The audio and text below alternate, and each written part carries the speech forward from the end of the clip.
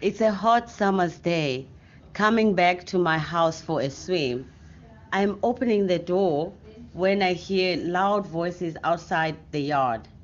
A white man, my neighbor, on the ground. My black friend punching him like he stole something. The neighbor is yelling, "Get him off me! Get him off me!" Neighbors from across the street are looking over their wall. My friend had relieved himself against my wall, and the neighbor took it upon himself to stop his car, tells him, "We do not do that in this neighborhood." My friend responds, "Futek." The neighbor gets out of his car and slaps him. All hell breaks loose after that. When I approach, the neighbor spits at me. "I knew the neighborhood was going down when you moved here. Why don't you move back to Khayelitsha?"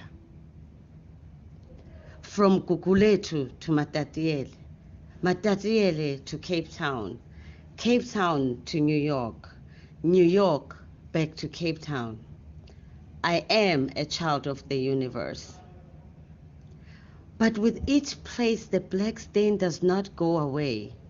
With each place, there is a reminder of my blackness. Blacks belong in poverty. Black girls don't deserve to be safe. Black smart girls are quarrelsome. That's what the people tell me each time they get a chance. Black is beautiful. You can be anything you want.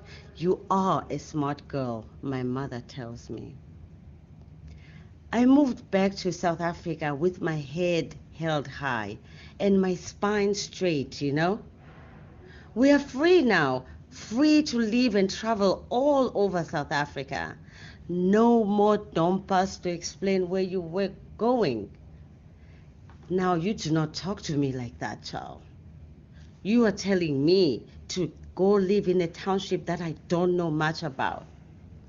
I am telling you to move back to Europe, another continent.